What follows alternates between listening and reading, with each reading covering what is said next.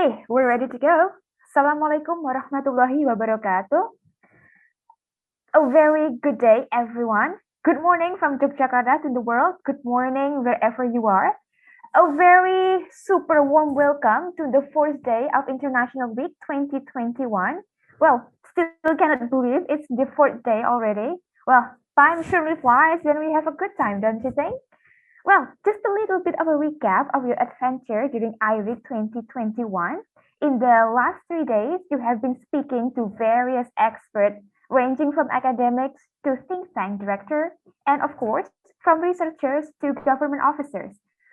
Of course, we still have some more surprises for you to spark up your day.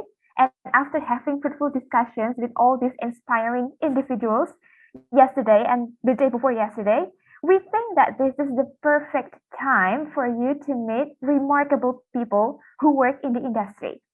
Well, as you all know, the pandemic has changed the way companies operate. Not only companies, but also educational institutions operate. Not only that they need to upgrade their performance to meet the accelerated digital transformation that has been happening very rapidly, but they also need to increase the skills or capacity of the employees so that they can keep up with what is going on in the world today and not losing productivity on the other hand. Well, today we're going to discuss about keeping up our productivity high and increasing our skills through online learning with the expert. I'm Shima, and I'm going to be the facilitator of these sessions.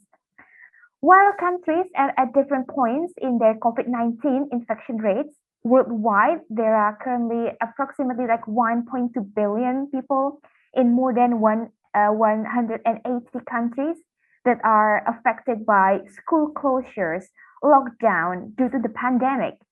Well, this number includes people who work in the small, medium entrepreneurships companies, big companies, education institutions, as well as government institutions.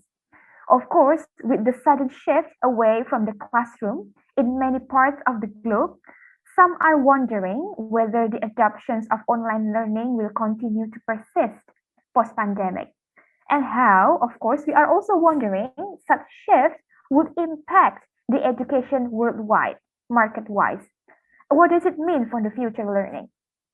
Well, some people believe that the unplanned and rapid move with no training and insufficient bandwidth and little preparations probably will affect the productivity and the poor experience of students or people or employees worldwide. And they're going to have a very hard times in maintaining sustainable growth. However, some other people is also believe that the new hybrid model of education to emerge and with significant benefits. So that's why we have the expert in this field from the startup, one of the hottest startup in Southeast Asia, which is ProSpark, today with us. And ProSpark is a comprehensive online learning platform where it's based on LMS. If you're wondering what LMS means, it's a learning management system where it is customized for each client so that you don't have to come back to the same contents again and again. It's very, very sparkly. Well, it's a software application that based technology used to plan, implement, and assess specific learning process. So it's going to be very interactive and not such a boredom. But before we kick off the sessions, I would like to greet and introduce our lecturer today, which is the remarkable, magnificent Alfa Bumhira. He graduated from University of Chicago and he got his MBA in Business Administration. Wonderful. But however, he's also an engineer because he also got his first degree, bachelor and master in engineering. So this is a kind of like a beautiful combination between business and technology that we are always aiming for in the 21st century. So I'm going to say hi. Good morning, Mr. Alfa. How have you been? Hey, selamat pagi. Good morning, Shima. Oh, selamat pagi. I was wondering, where are you speaking from at the moment? Singapore or Jakarta or other parts of the globe? No, I'm actually in the beautiful and wonderful Jakarta, Indonesia. Oh, that's beautiful. Okay, we are looking forward to your lecture today regarding your startup and how it is being managed. And I'm sure that you're going to inspire and motivate all of our students here. Absolutely. I think it's a wonderful pleasure and a kind honor to have this wonderful privilege to be part of the International Week at the one of the most prestigious university in the country. I know a lot about your school because we hire a lot of engineers from UGM. And also, my future father-in-law, who's Indonesian, is also an alumni of the UGM program. So I'm happy to be with you all, and I'm very excited to learn from everyone, and also for me to share my perspective in my experience working within this, the future of work, the online learning space, and happy to share some insights and also interact. So I take this as a great honor, and thanks to UGM, and most importantly, thanks to the beautiful and wonderful Indonesia. Thank you very much. The feeling is mutual. It's truly an honor to have you here with us, and welcome to UGM virtually. Thank you. We always have the opportunity to visit our beautiful campus sometimes in the future. Absolutely. Well, I know everyone is excited. I would like to invite Mr. Alfa to take the floor and deliver his lecture because everybody is excited. Without further ado, I will hand over the floor to Mr. Alfa. Mr. Alfa, you're good to go. Take it away. All right. Thank you, Shima, for such a colorful and an incredible introduction. I think I can see you one day with a future in politics or business. Hopefully I can work for you. With my own startup. You're always welcome to join the Startup Nightmare journey. So oh, that's great. That's wonderful. Absolutely. So allow me to share my screen first quickly. And so first, just to echo your ground rules, I would like to make sure that this is a discussion and it's not just a one-way lecture, because I also came from academic institutions such as the University of Chicago, and I've always enjoyed a debate. At both there's a mantra that says, your assumptions will be challenged vigorously, and you should defend your hypothesis with data and facts. So I hope it's the same mantra UGM is teaching its students. So in this session, please, I welcome your thoughts, I welcome your questions, and if there's something you don't understand which I shared, please raise your hand or type a question in the chat box. And maybe Shama or any one of the moderators can just stop me. There's a question or something, and then I can actually be able to answer. So I think that's all about that. And also, our topic is very interesting, right? If you look into the age of where we are right now, I cannot even believe your school was planning to have the International Week virtually 2 years ago. I don't think that was any of your plans. I don't think that was any of the plans for people to be living in such a situation whereby people are working remotely, people are taking online courses, people are wearing masks in schools. So the world is changing as it should. This pandemic has really pushed the world in so many different directions. And the future now is, what do we do? Because right now we are pretty much in the middle of the pandemic, right? And I'm sure you all see the numbers for Indonesia. And I'm very excited to see President Jokowi is actively involved on a day-to-day basis to address this pandemic nightmare. What I'm also encouraged to see is the partnership between the private sector in Indonesia and also the public sector, the government officials, to see how they can improve the infrastructure to deliver oxygen tanks to different hospitals, to improve the vaccination rates, and also to improve the testing rates of patients in this country. So that tells you that a partnership between public and private enterprise is the best solution to any problem in the world, right? No institution is all the answers. So I believe the innovation that comes in from the startup community, from the tech community, like Gojek, ProSpark, or any other bigger players in the market, it actually helps to drive this country forward. My topic is going to be laser focusing on the future of work, skills, and workforce development. At some point, all of you'll be graduated one day. You have to come to work. You cannot be in school forever, right? So it's either you have to graduate or have a master's degree, have a PhD, but you have to become a lecturer, or you have to go back into the workforce.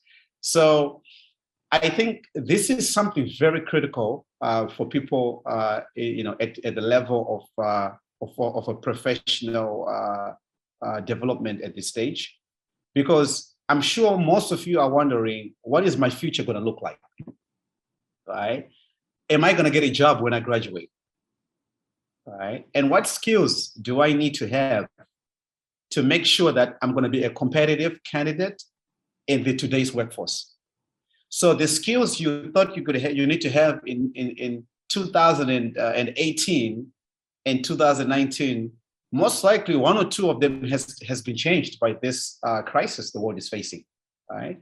So what we'll do in the lecture is I'll walk you through different perspectives and different points of view of how we see what's happening in the market, how we see the role of Indonesia, and also take you on a global landscape, right? So I'll highlight some case studies in the United States. I'll highlight some case studies in Africa, also some amazing case study here in Southeast Asia, where ProSpark is really doing a lot of business, okay? So the key word is skills. I want everybody to ask yourself, do you feel you have the right skills as of now to graduate tomorrow and be able to start a job on Monday? All right? Are you ready for the workforce? All right? And what the workforce is looking for, do you feel that you have the right equitable skills to address what the market needs and how you're going to be able to develop your company, right?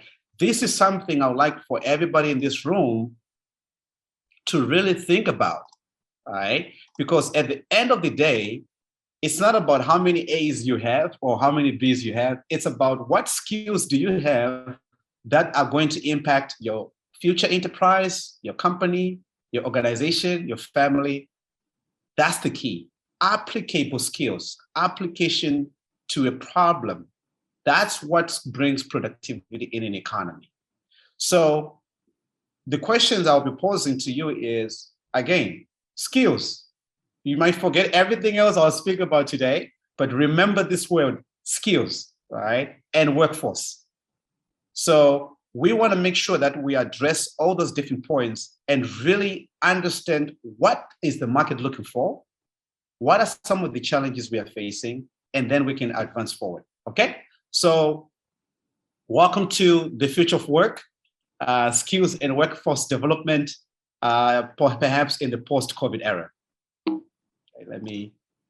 Okay, so just a quickly background of myself. I'm a lifelong entrepreneur. This is my third venture. I started at ProSpark. Before ProSpark, I've worked for a variety of different companies in the United States. So I'm from New York, Brooklyn, New York City, and I moved to Southeast Asia from that part of the world. But I was born and raised in Zimbabwe. So I've lived in the US for 21 years. And I've been in Southeast Asia for about 3 years. Building companies and building things is what I do. I enjoy I'm an explorer. I'm a risk taker. ProSpark is my first venture in Southeast Asia. I have never built a business in Asia before. And most of my friends in the United States say, what the heck are you doing in Asia? So I think this is quite some interesting adventure for me, and it's an exciting place to be. And I think Southeast Asia is on a cusp of something special. So we have founded ProSpark 3 years ago.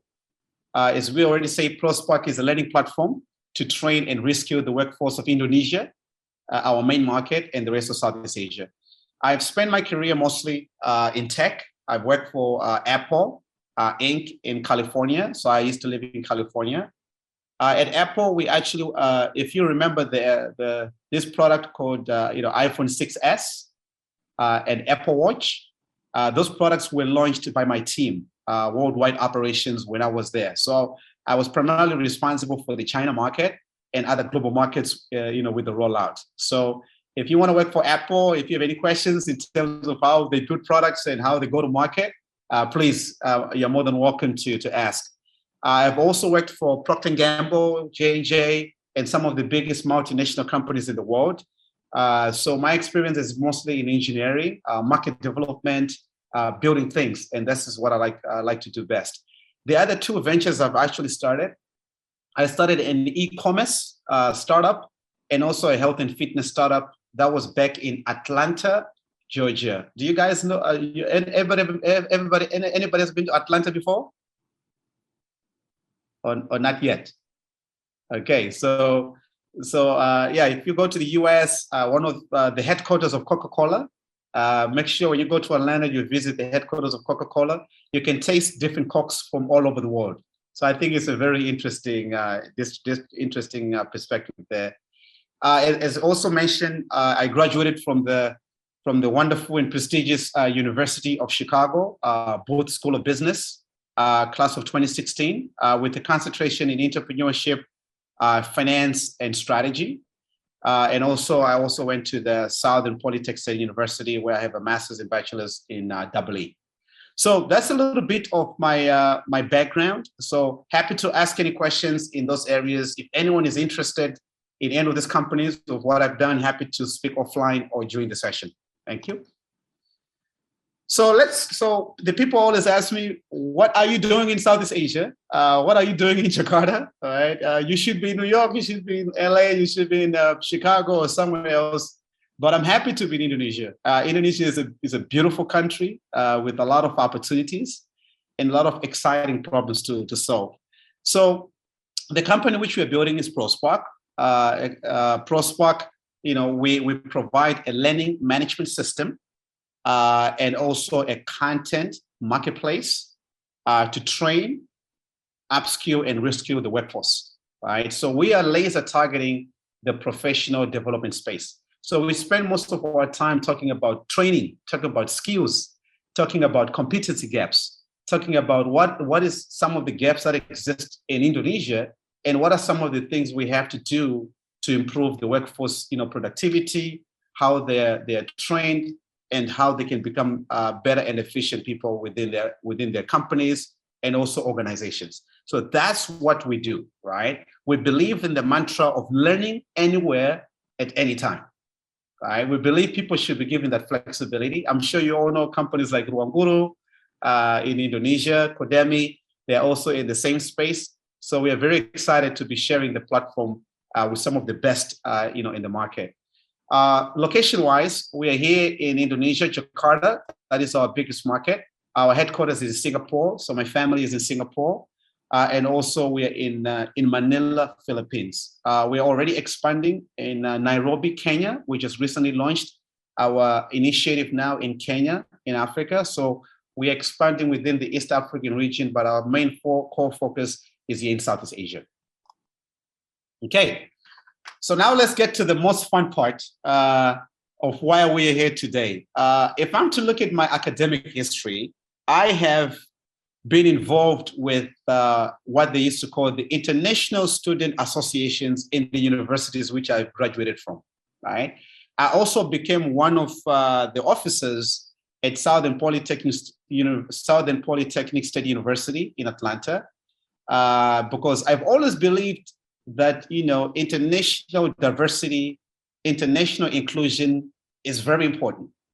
Okay, and I'm so excited to see that you all are putting this International Week, summit or seminar to a variety of different students, because I think this really brings the global scope to your fingertips, to your eyes, because the conversation right now is, with the pandemic is really proving that the world is very small. We thought the world is big. I think it's about almost 6 billion people, but the pandemic has really showed how small the world is. And if the world doesn't work together, if the world doesn't share ideas, if the world doesn't upskill and reskill its people, this pandemic or these problems will never go away, right? So I think this summit you're all having at UGM is fantastic. And you bringing in different perspectives and different speakers from the private sector, public sector, from different parts of the world, I think is something very important. And I think a lot of universities in Indonesia should definitely try to follow your example. So congratulations on a wonderful International Week. And I hope everybody has managed to learn something. So I would like to ask you all, what is your definition of International Week? I would like to get anybody's perspective. So either you can use a voice or whatever the moderator wants to do. I would like to hear your perspective. What is the most, how do you define International Week, right? Why is it important? Over to you guys.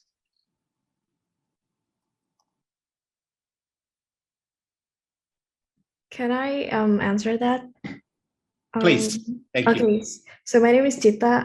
What I see about International Week is a week where we focuses more on different perspective from the world.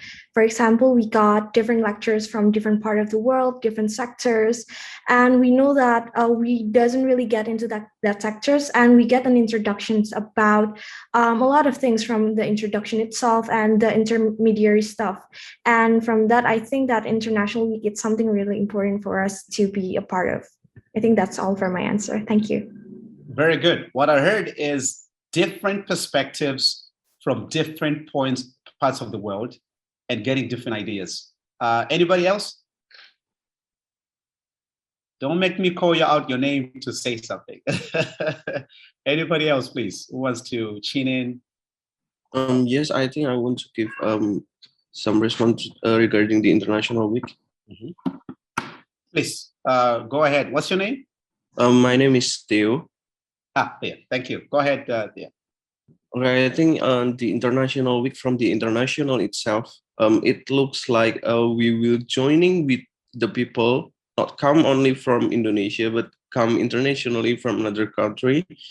And especially as it is held by the institution, of course, the institution wants to us have a good discussion, have a great study with a different country outside of the Indonesia.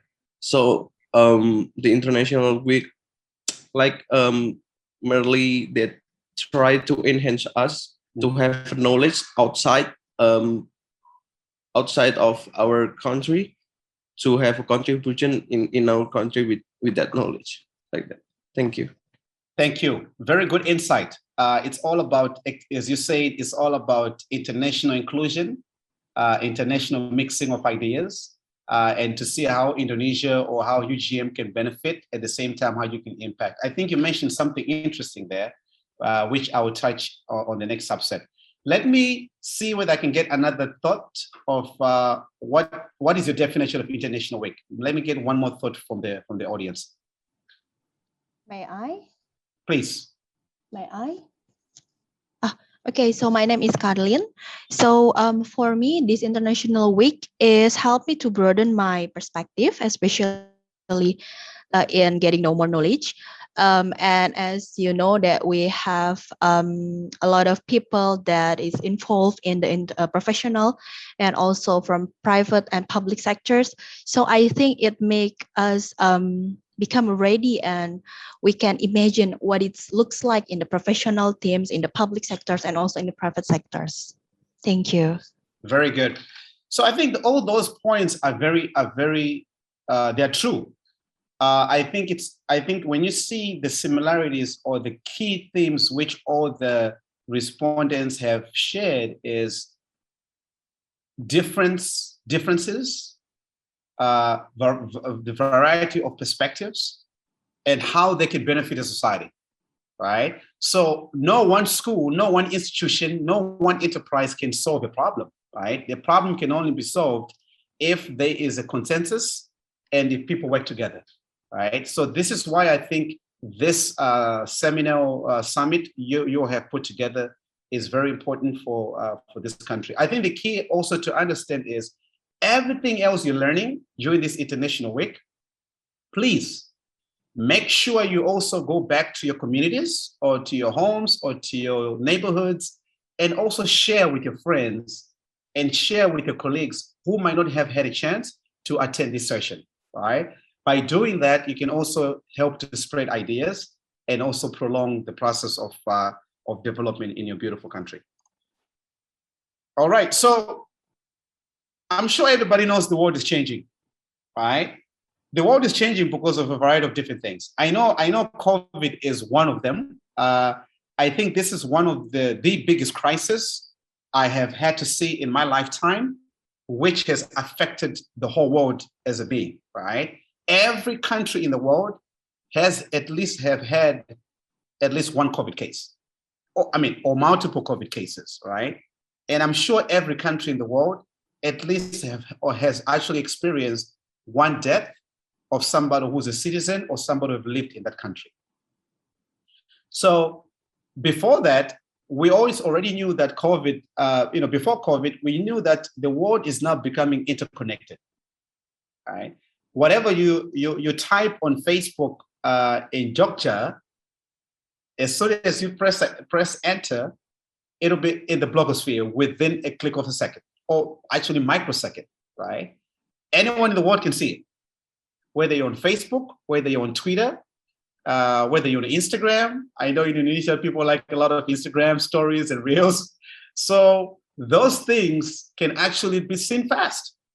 Why is that? Why is it right now you feel like, everything I have to do is already out there? Because of technology, right? The world has become so interconnected that different ideas, different opinions are shared aggressively and at a faster rate throughout the landscape, right? So it's, we are no longer living in the time in the 1920s, I guess, before the World War I started, whereby if I want to contact somebody in Jogja from here in Jakarta, I have to write a mail, and then I have to go to the post office and put it in the box. And then I need to wait for 2 days to get to Jogja for that person to receive the mail and read my messages, right? That's what they used to do back in the day, in the 90s. I used to do the same thing. But now, if I want to send a message, I can get to you faster on WhatsApp. I can get to you faster online. I can get to you faster on Facebook Messenger. I can get you faster on Instagram. That's the world we are now living in, right? The question for you all is, are you changing? How can you change with all this transformation going on in the world, right? So technology is actually an enabler. I know there's a debate whether technology is a good thing or technology is a bad thing. I know that's a different topic for another day. But with these changes that are happening, and with the pandemic actually escalating the pace of change, are we ready for the change that the world is going through, right? Are we ready for the post-COVID environment the world we all have to face, right? And then how do you change? Well, if you want to change, you have to change the way you do things. Possibly you're not, you sleep at 2 a.m. and you might need to be healthy, so you might need to sleep early, right? Possibly you're not comfortable to use Zoom, or you're not comfortable to do online learning. Well, you need to learn how to use the learning management system, right? I'm sure you're all using some form of an e-learning portal at UGM, right? For your courses, for your classes, for your interaction with your professors. That's what the world is moving towards, right? So I think the most important thing is, ask yourself, as the world is changing, or as the world is being forced to change by the crisis we are going through, are you ready for the change? All right. So I would like to ask you a question on this to anyone, maybe 2 of you in the audience. What do you think you should change? Anything. Over to you all. Anybody can answer the question. What do you think you should change? Good morning, sir. Hey, good morning. How are you, Pagi? I'm fine, thank you. Thank you. So I think the world is changing and in so many aspects, such as maybe there are climate issue that we have to address the problem together. Or all of the country has to have to join to address the problem of the climate change, and then the behavior of the people itself, because a lot of people like to doing everything in a automatic way, such as in digital platform, etc. And then the spreading of the news and in spreading of the news in the media is going really fast. So a lot of information can be accessed to around the world. So I think that that's some of the aspect of the change of the world. Absolutely. You mentioned something about climate change. You mentioned something about the media, the spreading of the media. All those things are forcing us to change, right, Wilma? But the question I have for you again as a follow-up, Wilma, is: do you feel like you have the skills to attack some of the topics which you highlighted? So I'm not trying to put you on the spot, but I'd like to hear your perspective there. Okay. Yeah. So maybe this is one of the function of the IWEEK itself to broaden our knowledge and to acknowledge people from other countries think, so we can have another insight to be more skilled maybe. I see. Does anyone agree or disagree with what Wilma say? I would like to hear a different perspective. Anyone agrees or disagrees? May I, sir? Yeah, please go ahead. I think I agree, but I just want to add not only about the insight of the skills, but also how can we practice it in the real world? Because sometimes people only have the knowledge, but when they ask to practice the knowledge that they have, they actually are confused about that. So yeah, I think that's all, sir. Very good, Nicholas. Nicholas, you highlighted an amazing point: application. Right? So we might have all this knowledge, but we don't even know how to solve the problem with it. You don't even know how to build a solution for it. Then you become a bookworm, or you just become a knowledge bank, right? And you won't be more productive to the world. And I think that's a very good subset of what we're going to be speaking about today, right? So I think the key is as how many books and lectures and videos we've watched, how do you take that knowledge and how you synthesize that into a skill set that you can apply to solve on a problem you have to work in your family, at your school, at work, in your enterprise, or in whatever community you are based in, right? So that's a very good, interesting point there. Thank you, Nicholas. So the next slide is about change makers, right? Maybe one day my face will be here. I'm just kidding, right? So something interesting about this, right? Can anybody tell me who is the first person on the left side? On the top left? Elon Musk. Elon Musk. Oh, Elon Musk. All right. Why do you think he's a change maker? May I? Yes. Because he makes a car who drive itself. So yeah, even you can sleep in the car and you have no like worries to think that the car will be in accident. And it's something really new. Very good. So it's disrupting and innovating the automotive industry, right? So disruption. What else? Sir, may I answer? Absolutely. Yes. So my name is Abel, and I think he is also making a change in the cryptocurrency world. I mean, with his tweets and such things, he changed the price in the cryptocurrency world also. Is that a good thing with tweets, or are you his Twitter follower? Or because I know some of his tweets are interesting. Yes, I just think that it is interesting, and I'd like to learn a lot from him. Absolutely. No, I think it's interesting you mentioned that, right? So he's an interesting guy, born and raised in South Africa. He has a big brain, and I think they're doing some SpaceX too, right? So building rockets to go to moon, or they want to go to Mars. So yeah, you can say in his own field, he's also a change maker. What about the second picture in the middle? Anyone recognize that young lady?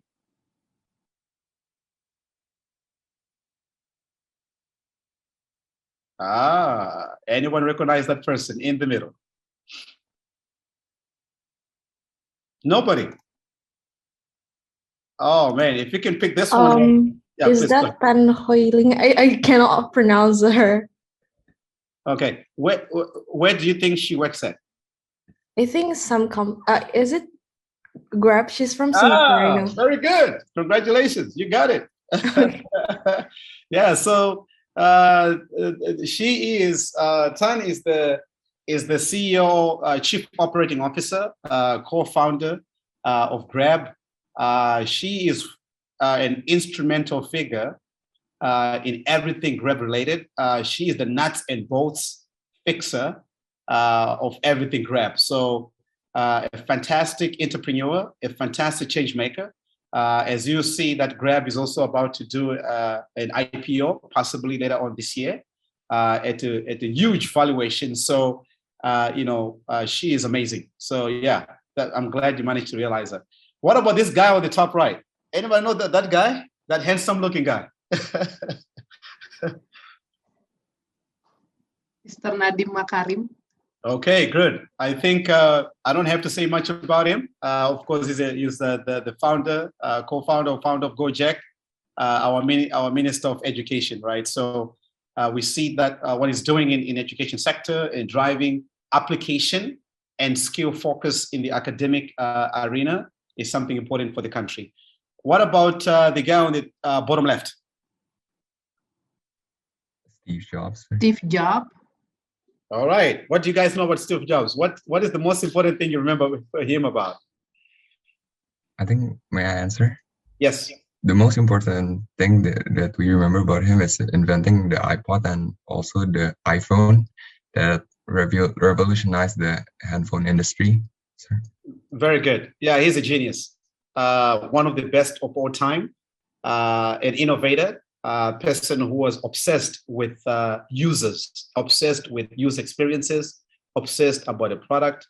I've read a lot about him also because I used to work for Apple. So when you go to Apple, you enter through the main campus and you see a big wall there with his face and some of his quotations. I think it's just an amazing experience to be at that campus. Yeah, so Steve Jobs is a genius. And I'm sure you all know, he passed away. But again, he is a change maker, right? He changed the way we sleep, the way we wake up, the way we do our business. And I think he'll continue to drive innovation for the future. What about that young lady in the middle? Is it Whitney Wolf, the CEO of Bumble? Okay. So yeah, Whitney is the CEO of Bumble. That was fast. How do you know about this? I know Bumble. So now we know people who are using Bumble and people who are, I hope I'm not putting you on the spot. No, so that was funny.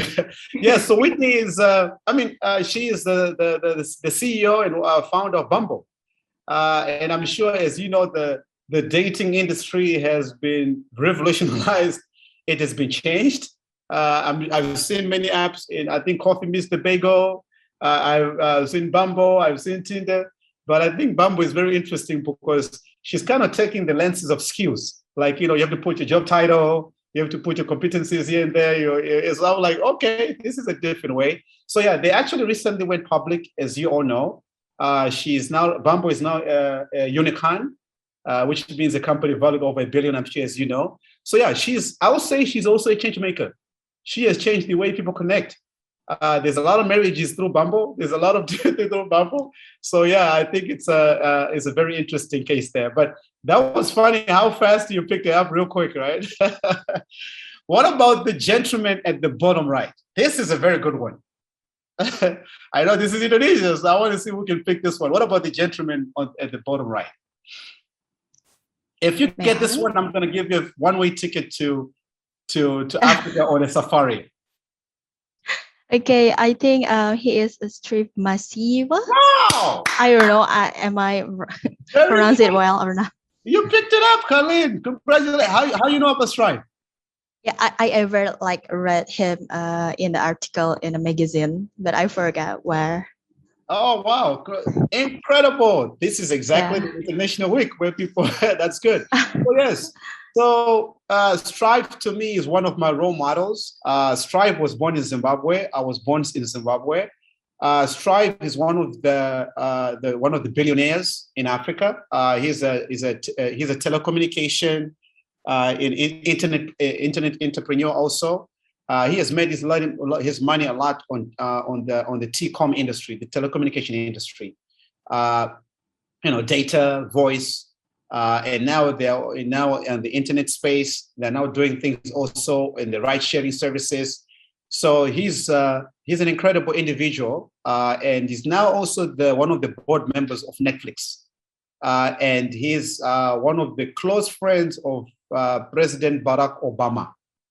So yeah, so Strive is somebody you need to really look into, an interesting individual and somebody who's really investing a lot in the young people in Africa. He speaks a lot about entrepreneurship.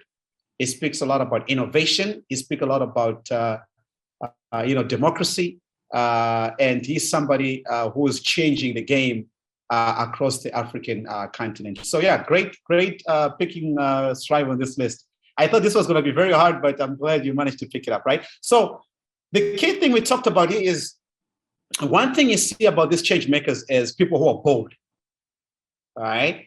And people who believe in something. And most importantly, people who are good at something, right? So how do these people become good? Because they have to acquire a certain skill, and they have to build that skill and learn that skill effectively, right? So learning a skill is a process, and learning something takes time. Right? So I don't think Steve Jobs woke up in the morning and suddenly designed an iPhone. I'm sure you guys know Steve Jobs got fired from Apple. If you heard about his biography, he got fired from Apple at one point, and they had to bring him back to save Apple. Right? So the level of thinking and the way this change makers behave, there's something common about them, right? They are not afraid to take risks. They're not afraid to learn different skills and to apply those skills to solve some huge problems that the nation is facing, right? If you think about the job Pak Nadim has, it's a very tough job, right? Because his job is to change the education sector and improve it, right? To modernize how people learn in Indonesia, to look at the curriculum, to look at innovation tools. How can we teach all the students across Indonesia? I think there was a number of 1 billion students all over the world have been affected by COVID, right? Because they were not ready for COVID. They were not ready to learn from home or remote learning. So I think whatever's happening in other places, change is important, and change should happen. So these are the change makers. But one thing that stands around them is they're bold, they are willing to learn different skills, and most importantly, they're willing to solve very difficult problems in their respective spaces. That also includes Bumble. Okay, so I have an interesting fact. Okay, people say, why did you came to Indonesia? You had a good life in New York. You're enjoying nice New York pizza and all the good life in Manhattan. I think for me, it all came down when I was in South Africa. I did my study abroad at the University of Cape Town, Graduate School of Business. If you've never been to Cape Town, please visit one day. It's one of the most beautiful cities in the world. Okay. At that point, I met somebody from Indonesia when I was at Cape Town. She was also a student, I think a business person, but she's also Indonesian, South African. Right. That's how my interest in Indonesia started. That was in 2016 when I was doing my study abroad in South Africa, right? So I saw this posting as something insightful, right? Why should people invest in Indonesia? I'll go ahead and read it. Abundant natural resources. You know, your country is very rich in natural resources, from coal, from rice, coffee, all these different resources, right? A young and technically trained workforce, and a large and growing domestic market consumption, combined with an improving investment climate, and a higher global profile are just a few Indonesia's silent strength. I holistically agree with most of these things mentioned, right? The future of Indonesia is in all of you people, young people, right? Young people who are learning, who are the future leaders of this beautiful country, right? And one thing I saw when I came to Indonesia is I saw when I got to Jakarta or to Bali, I was like, why is it with so many of these little bikes, this go bike? Why is it when I look on left, I see a bike? When I look right, I see a bike. I didn't understand it. I'm coming from America. People don't be using like a Gojek. There's not like a Gojek there in the US, right? There's Uber, but they don't use bikes, right? So I was like, why is it these bikes everywhere? And then I started to think about it. I was like, wow. And most of the people who are driving that innovation is young people, right? And most of the consumption and most of the people who are running those bike stores are young people. So I think one of the most attractive thing about Indonesia is the youthful population, right? And a population like your age group that's willing to learn, right? And a population that's willing to embrace change. But the question I have for you is, do you all think that Indonesia workforce is well trained? It's a question to you all. What do you guys think?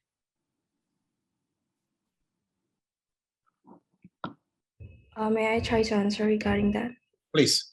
So actually, I've been conducting some survey from my like I'm in consulting also, and I've seen that there's a lot of people from around the globe, like they're taking away our resources, and one of them, it's also the human resources available in Indonesia, because the labor price in Southeast Asia is considerably pretty cheap compared to the other. And I think they've taken away our resources. And since a lot of people in Indonesia doesn't have like proper education until the higher level education, and I think it's become more and more of a problem, especially in the globalization world. And maybe to add from that, I think if we've seen that we have like this dynamic world in around the globe, and for Indonesia, I think we've been stuck in one place where we think that we could only go work for like another person, etc. So we cannot develop ourselves. For example, we've developed some startup, etc., like that. And I think that's why we cannot be our resources, human resources, is being exploited by another countries, and so on and so on. That's a very interesting point, and I'm sure politicians are listening, and I'm sure regulators and people out there are listening. I think that's a very interesting point, right? So, why is it? Why do you think people are willing to exploit perhaps some of the labor supply in Indonesia? Can anyone give me a perspective? Why do you? I mean, besides it's cheap, that's what you raised. So you're talking about the cost of this. Why do you think? Are there other reasons why people would like to take advantage or use some of the labor supply in Indonesia, besides price? Okay. May I? So. Okay, can you hear me? Yes. Okay, so yeah, I think the labor cost, which is cheap, it makes the production can produce a cheap products, which is cheap products can give more sales, more revenue for the company, and you can sell it all over the world with really really cheap labor cost. So yeah, you can get more profit. I see. So you think about cost of production, productivity, and returns. Any other ideas? There's a lot of people in this group. I'm willing to hear other people who haven't spoken to share ideas. Could I add on? Please. So I'd like to also add on to the cost thing. So in addition to like low wages, like I think people see that in Indonesia, there's a lot of resources, like not only human resources, but also, as you mentioned, natural resources.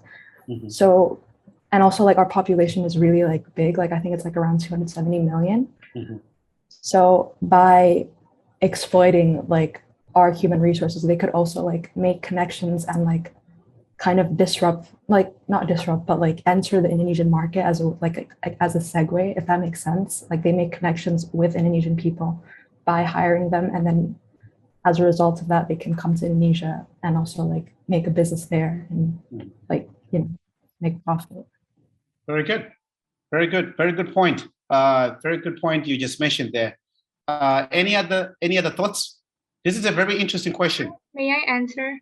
Please. I do think that it is also because the labor supply is more than the labor demand. So like the foreigners know that, oh, I can just pay a little wage for Indonesia because they need to work, but it's hard to get work here since there are so many population, so many people trying to get to work here. Interesting. Are you all? This is an economics major or what? What's your major for business economics? Yes, I'm majoring in management business. I see. Yeah. So you mentioned something about the labor supply, labor demand curve, right? And how the price in the market is defined by its supply and demand, right? So that's one of the baseline view of microeconomics right there. And yes, I think it's true, right? And these are all interesting points. But the question I have is, do you feel that in general, the workforce in Indonesia, is it fully trained? Is it fully skilled? What's your view on that? Can I try to answer? Please, go ahead. Thank you. I think regarding the skills and I think not all workforce in Indonesia is fully skilled because some of them are forced to work to feed their family. So sometimes they just work wherever they can. So I think there is no supporting argument that all the workforce in Indonesia is fully skilled. I see. No, I think that point is valid. Of course, it depends. The question is, how do you define what's skilled and what's not skilled, right? Because different people have different jobs. Some people, if they're good at making nasi goreng, that's a skill. If you're good at selling kelapa muda, that's a skill, right? So I guess maybe we define this in terms relatively to what are the top sectors, or what are the top jobs we need to fill in Indonesia to make the country competitive, right? So put that into your head, right? What are the top industries, or what are the top skills we need that's driving globalization, that's driving development, which we need to instill, and do we have enough people in those areas, right? So everybody in Indonesia is valuable, and everybody has a certain skill, whether you are a Gojek merchant on GoFood, whether you are whether you are like a Sichapat delivery driver, whether you're a farmer in Central Java, right, making farming rice, everybody has a certain skill, right? Now the question is, what skills are really driving change in terms of the globalization, in terms of where the world is going, what's driving the economic benefit? Of course, we know technology is at the forefront. So that's where we're going to be really touching to make sure that we understand where Indonesia is and where Indonesia needs to get to, and how the skills issue comes into play. Okay, so very good points, and I'll go to the next slide. So this is something that came out an interesting magazine called, I'm sure, The Economist. If you are business majors, finance, economics, I'm sure you all have read an article or have seen something like this on your LinkedIn or in your library or something like this, right? So in 2000, this well-respected global publication, they said Africa is a hopeless continent. Okay, and they have a picture of a military guy with a grenade launcher, showing a picture of a battlefield, and it's a continent that's riddled with conflicts. It's not a place to invest. There is no stability. All right. 11 years later, they published this picture. It's called Africa is Rising. Right? I'm like, okay, I think somebody's learning something. Something is different here, because the left side is very, it's just generalizing that Africa is a is one country. Africa is a continent with 54 different countries with different stages of development. Same thing as Indonesia. Indonesia has so many different islands, over 18,000 islands, and they're all different, right? You got Kalimantan, you got Sumatra, you got Java, you got Bali. Right? So, and then in 2018, they actually published Aspiring Africa. So maybe I would like to have a coffee with the editor of this magazine because it's such a drastic change in terms of their view of what the continent is doing. But these are some of the things you start to see in emerging markets, right? Countries like Indonesia, countries like the Philippines, Vietnam, Thailand, ASEAN, Nigeria, Kenya, they all have the same scope, right? Before, no one talked a lot about Indonesia. It's like, oh, you go to Indonesia, oh, I'm going to Bali. People think just Indonesia is Bali. They don't understand that Indonesia has 280 or 75 million people. It's a huge country. They only think Indonesia is Bali, some other people, right? So now Indonesia is getting a lot of recognition because of its government system, its improvement in regulations in terms of the way people do business. Of course, the unicorns, the Gojek, the Tokopedias, the Bukalapak. So that's what's happening, right? So this is a change that's happening, and I'm sure this is also happening in your schools, and this is what's happening in the society. So why is this change happening? Again, skills, young people, technology, development, okay? So this is the new reality. On the left is a picture in South Jakarta, right? You see a lot of people on motorbikes. You also see a Gojek driver who has to deliver our food, or he has to take us from point A to point B via his mobile device. So he gets all his requests via his mobile device, right? So now we are seeing this digital revolution happening. We are seeing this digital connectivity, development of the gig economy coming into play. And at the same time, on the right side is a city in Africa, right? What you see there is a massive city with a lot of people, right? One of the most populous countries in Africa is Nigeria, almost 200 million people. Nigeria is Africa's biggest economy and one of the fastest growing countries in the world, right? And the question is, how do you connect all these people? How do we make sure that the development happening in all these countries, the people who are the consumption of those produces, or the people who are producing some of those development, continuously learn and continuously improve their skills to meet the demand of the market, right? That is the biggest challenge of our time. And again, to address that, we also need to think about, do we have the right skills? Are we training the people the right way? Are we using the right model? Do we have the right infrastructure in place? Because this is the new reality which we're living in. People need convenience, people need connectivity, people need to communicate, people need to develop, and people need to support their families in a quicker, safer, and efficient way. Quick, safe, efficient, right? Innovation for the future, right?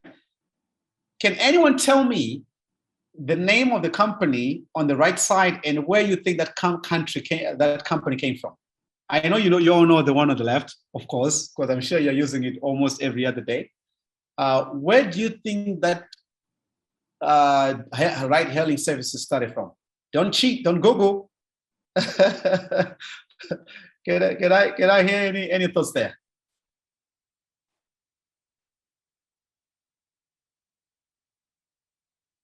Take a guess. Anybody?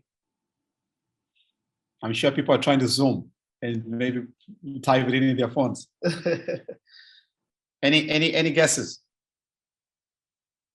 Come on, try. Give it a shot. Anyone wants to give it a shot? Is it in Africa? Of course, it's in Africa. Which country? Or which region? Nigeria. Nigeria is not the country where it started, but I'm sure they're expanding in that country also. Another very good try, very good try. Which another country you want to give an example? And please give it a shot.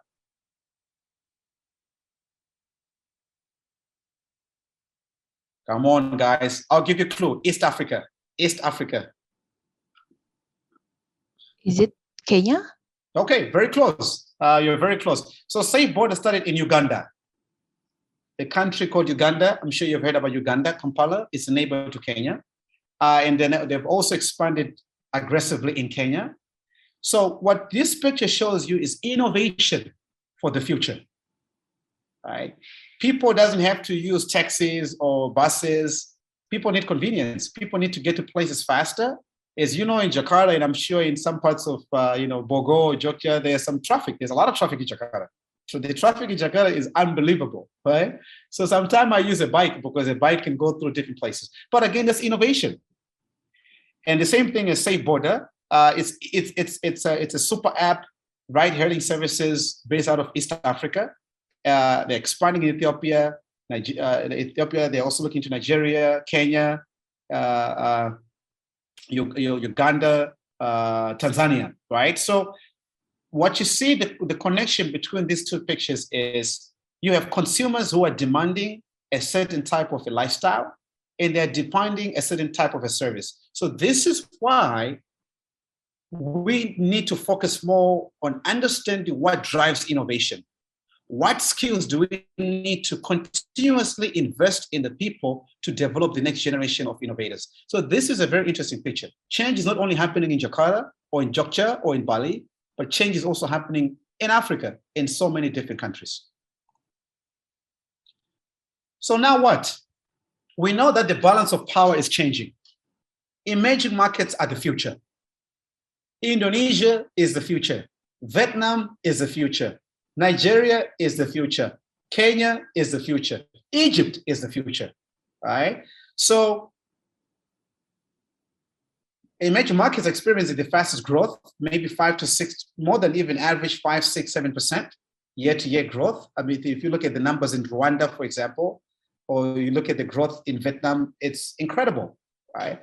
But now the question is, as we are seeing a lot of activity with the youthful population in Indonesia, for example, with the skills that are happening globally, is Indonesia or is any of these markets ready to sustain this change? Do you think Indonesia is ready to sustain its change with technology coming in and new ideas and innovation? Do you all think Indonesia is ready for this change, and why? May I give Please. Respond? Yes. I think about the readiness of Indonesia in this change. I think all not city will ready with this change, as we see there's some inequality also in Indonesia about the human developments between the people in urban and between the people in the rural area. So I think that things would make the differences between in adapting this kind of technology in to be usually to use it, because yes, that differences that inequally, I don't think that all part Indonesia is ready to this changing, because in my opinion it could be give like when the growth of technology get faster, but also the inequality will get faster also, as they could not just let the technology get them for the people who still not aware with the technology. That's my opinion. Thank you. Absolutely. Very good point. I think you brought something interesting, social or economic inequalities. Of course, maybe change is happening faster, and maybe people who live in the major cities like Jakarta, Surabaya, you can say, Jogja, who more benefit faster and more versus maybe other people who are living in some of the remote areas of Indonesia. So yes, I think that's an interesting topic and a debate that needs to happen to make sure that this change is being felt across the board and it doesn't leave a lot of people behind. So very good point here. Any other thoughts? Okay, I'll proceed. So how do we sustain this? Simple. We need to develop skills. Right? Skills is the bread and butter of the foundation of how Indonesia, how Vietnam, how Kenya, how South Africa, how Thailand, or any of the countries in the region are going to sustain the ongoing development. And developing the skills that are beneficial across the board, because different people need different skills. And the question is, do we know what skills we need to develop? All right. And that's the subset for this. So this is someone, when we're looking into COVID, before COVID, people used to say, okay, there are some different skill sets we need to develop. These are the top skills we're looking at. You know, I spend most of my time talking to a lot of HR directors, talking to a lot of CEOs in Indonesia, talking to a lot of entrepreneurs, startup founders, policymakers, government officials in Indonesia, in the Philippines, in the United States, in Africa, across the board. One thing you start to hear is these skills are some of the things that are important right now, as of today, not tomorrow, not next week. As of now, these are the things that are critical. Critical thinking, all right? Analytical reasoning, digital competency, flexibility, and adaptability. I'm sure you can see that the final two, digital competency, flexibility, and adaptability, has been exacerbated by COVID. Because we know that a lot of people were not ready for this change that's going on with COVID. They were not ready for it, right? So people have to learn remotely, people have to work remotely, people have to order things online, people have to digitize everything they do, people have to do online concerts, they have to do all these different things. So the question is, are we ready for these skills, right? Flexibility.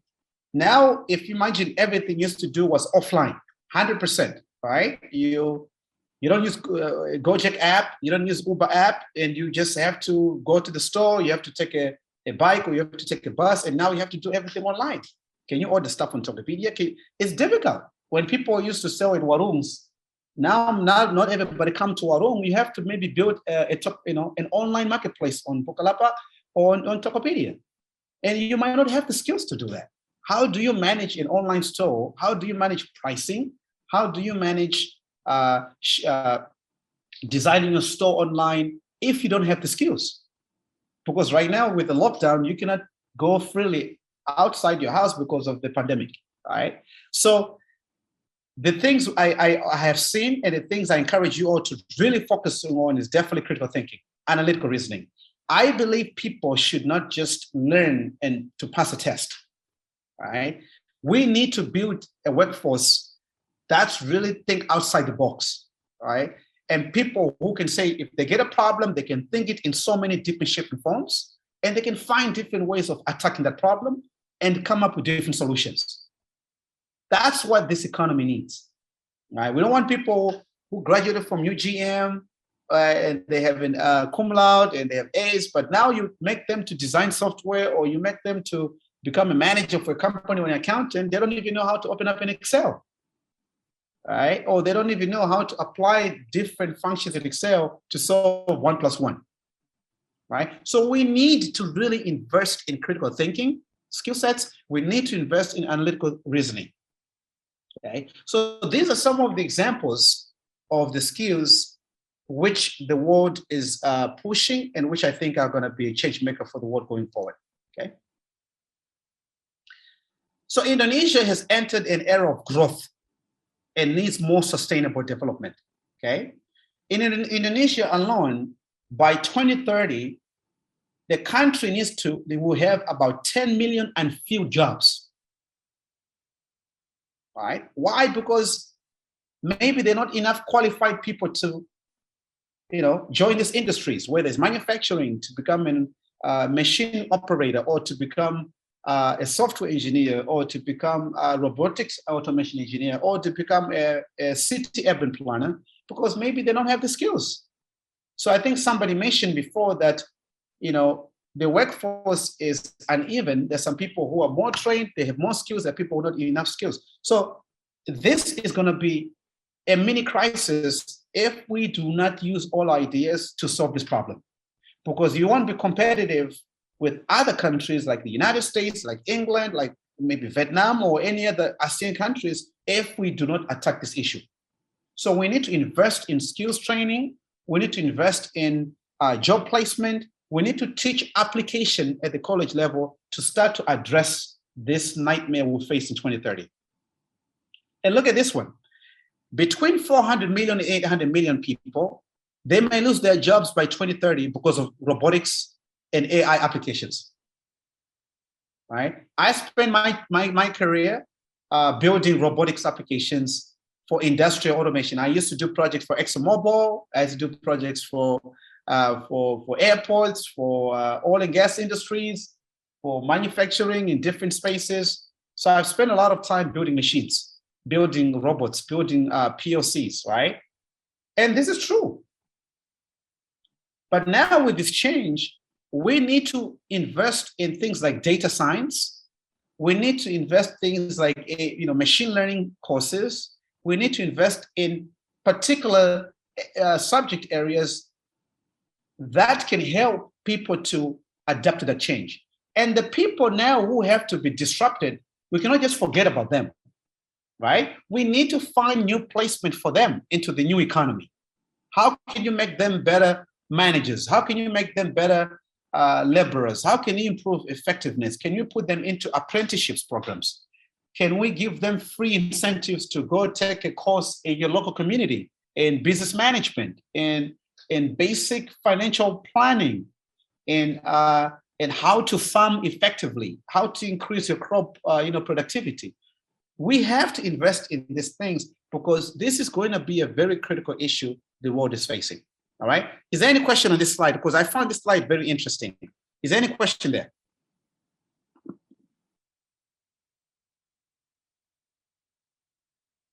Is that slide clear? Okay. So what can organizations do? Organizations from the government institutions, government agencies, public sector, private sector, big companies, mid-sized companies, startups, social organizations, academic institutions. We have to invest in our people. It's as simple as that.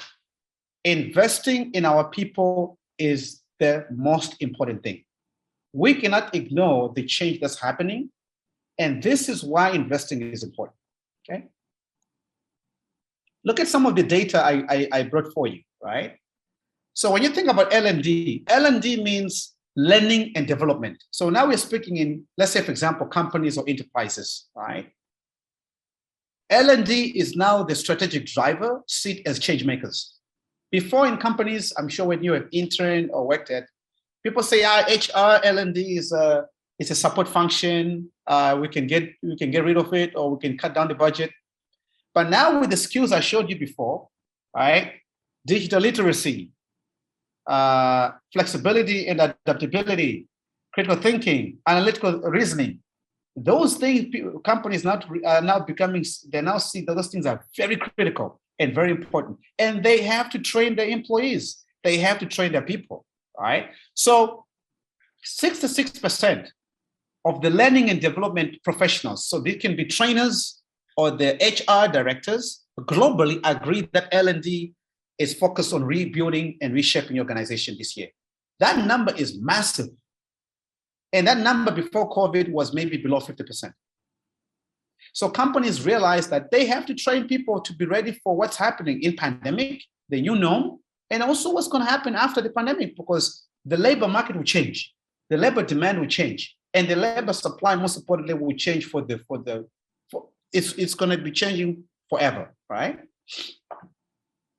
And 64% people globally, they agree that learning and development shifted from a nice to have in an organization to something we have to have, right? So these are the numbers. This is the data. We cannot deny it. So it's important that organizations from public and private sector, including academic institutions, need to understand that learning and development of people should be a number one priority.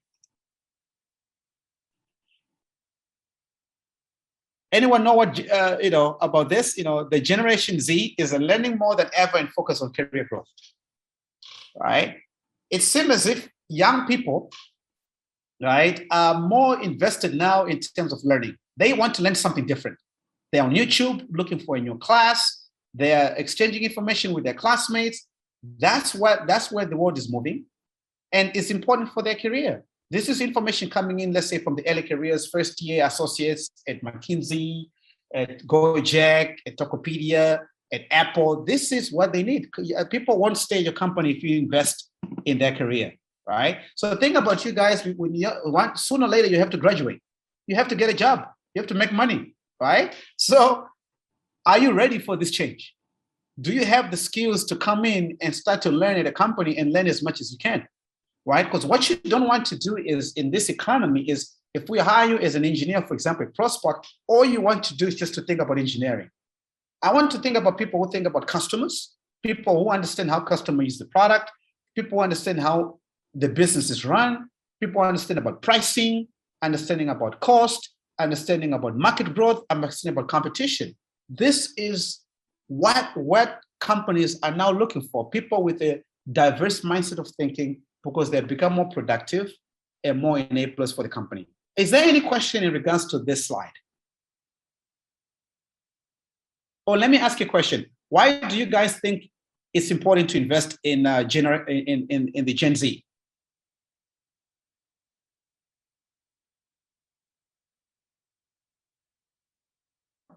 May I? Please go ahead, Tabitha. Thank you. So I think it's as simple as in next 10 or maybe 20 or maybe 30 years, the Gen Z will lead the company or will lead any organization that maybe the oldies are leading right now. So it's basically, it's kind of investment for the better future for any of us. Succession. So you're thinking about succession planning. Remember the data we saw before that Indonesia needs to fill by 2030. We need to fill 10 million jobs, or they will be open, right? Because we don't have enough people ready for those jobs. So it's important, right? This slide. Remember this slide. Indonesia, we have 10 million unfilled jobs by 2030. So it's very important to make sure we invest in Generation Z, because they are the future, right? And they're the people who are driving innovation for the future. So another thought is, we know that we've entered a new era of resilience and digital fluency, right? These are the keys of what's driving a lot of organizations globally, right? And these are the skills that are very important for every country. Right now, we need people to understand how to use Google Hangouts, how to use Zoom, how to use WhatsApp videos, because we have to learn and we have to educate ourselves via these platforms. Right. So, and then I think somebody touched about how can we create a diverse and equitable workplace. We want to make sure that everybody in a company has a fair share of being trained and have the right skill sets. Anyone in an organization or whatever schools, that's very important. Right? So executives need to understand that diversity and inclusion is important. Right? How do you create a succession plan for the young people? When somebody comes into Gojek, can they see themselves become the CEO of Gojek in the next 10 years? All right? Can they become the next director of Pertamina? Can they become the next director of Sichapat or director of Grab? Right? That's what we need to do. And what are the things we need to start thinking now to make sure as you guys graduate from UGM, when you come in, you have a clear training plan, you have a clear succession plan moving forward. Okay. Most organizations also will continue to shift budgets from instructor-led training to online learning. You can see that online learning is on the cusp of increase across the board. All right. Companies, industries, schools, government organizations have realized that in-person learning or in-class learning is not the only solution available. And it's not only the optimum solution, right? And what we see in the market, we're seeing a lot of interest in online learning, especially since ProSpark targets industries, large companies, enterprises, and SMEs. We're seeing a big demand in that area. So expect this online learning shift to continue even post-COVID. All right. So the question is, are you ready for this change? Is Indonesia ready for this online learning change? And if it's not ready, what can we do as a country? What can we do as leaders? And what can we do as future leaders? That is the question that has to stick in your head, because we know that in Indonesia, not all places have the right, same internet bandwidth. Not everybody can access a smartphone or data easily.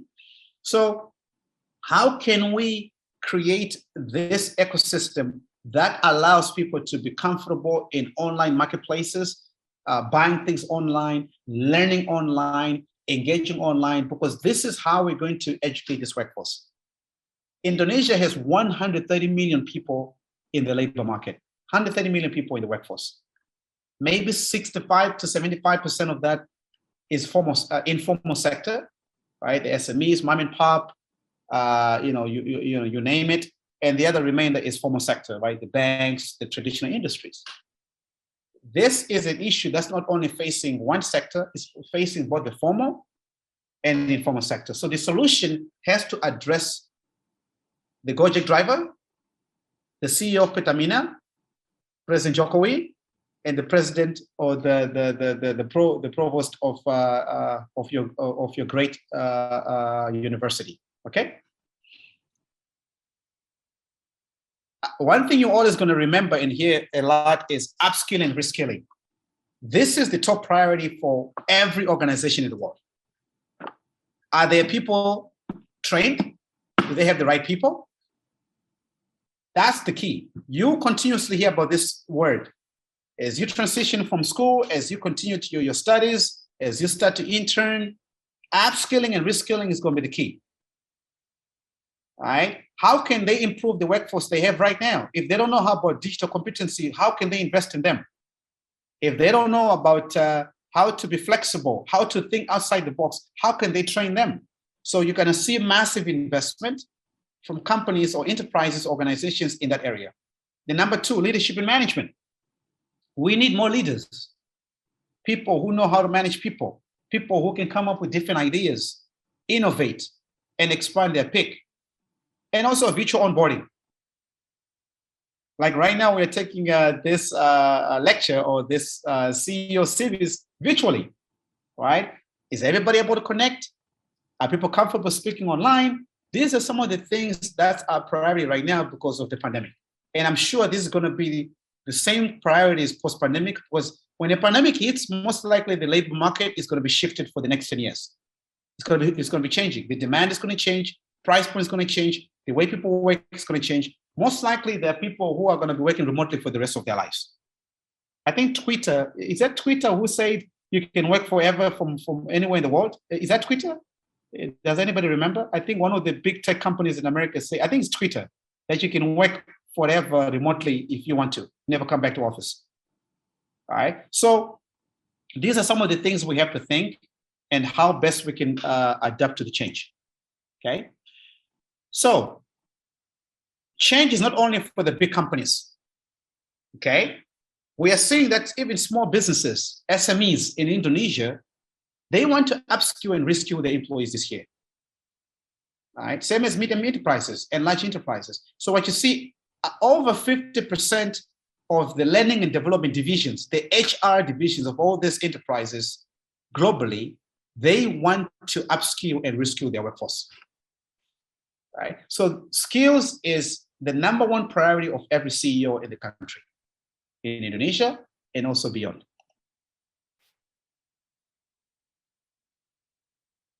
Why is skill building in internal mobility programs very important? It makes talent a renewable resource.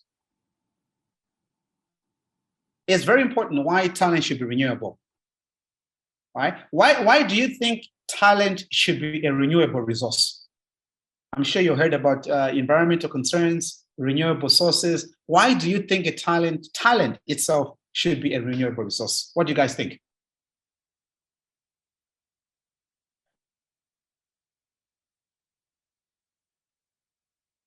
Any techers, please come up. Come. So I'm listening. I want to hear some ideas here. Why do you think talent should be a renewable resource? May I, sir? Please. I think the main reason is to maintain the sustainability of the company itself, because talents, although we have those people as the resources in the company, but they also human. They have their own choice, and also there are uncertainty there. So we need to make sure that we can renew our talents, so we can make sure that the company can still growing and maintaining its process of business, although some people might not be forever in the company itself. Yeah. Absolutely. You hit it right on the nail.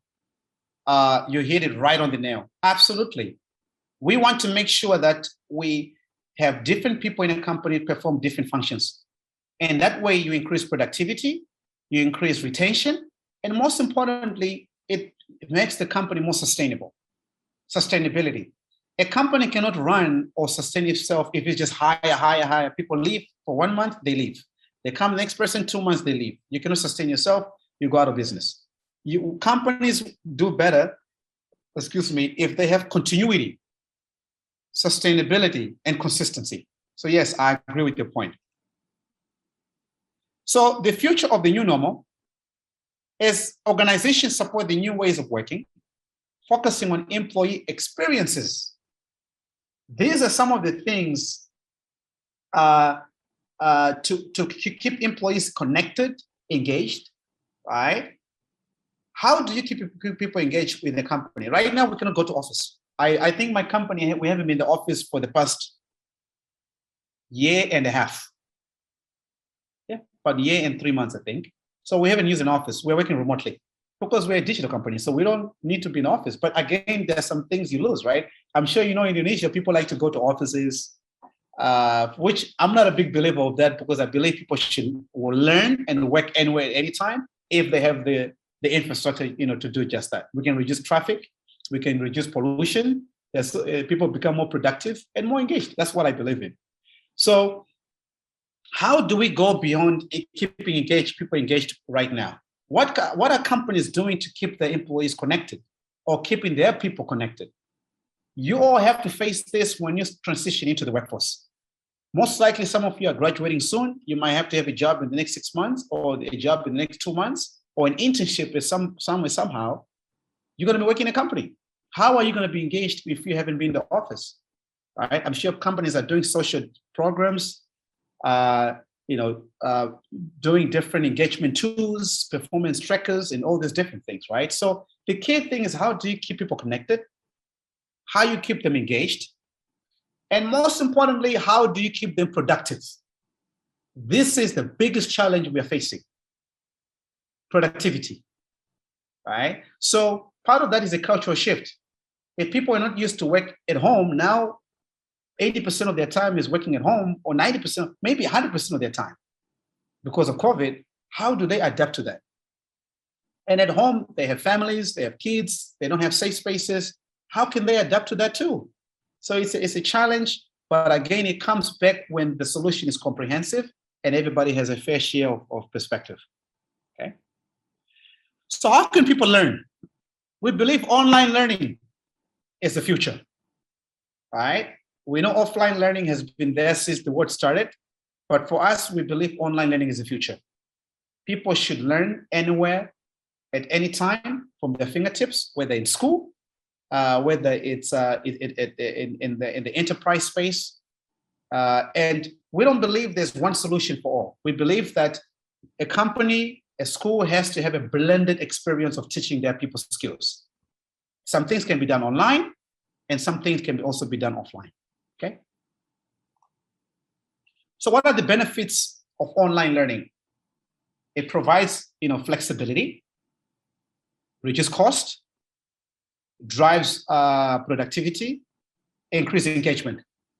So this also pertains in why are companies, institutions investing in skills development. These are the benefits.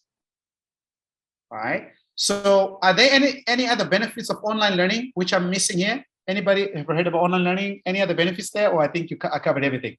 Or any questions on this slide? Sir, I think we also have a more efficient time when we do the learning online because we don't have to go to the university or to go to the school. So our time won't be wasted a lot on the road. Absolutely. So time management, saving time, right? So that's true. Any other point? May I ask something? Yes. How could I want to know, in your opinion, how the online learning is increase the engagement? Because what I'm experienced, I don't think that it increased the engagement because we just engage in the online, and then when we meet in person, it's kind of awkward actually. I see. That's a very good point, right?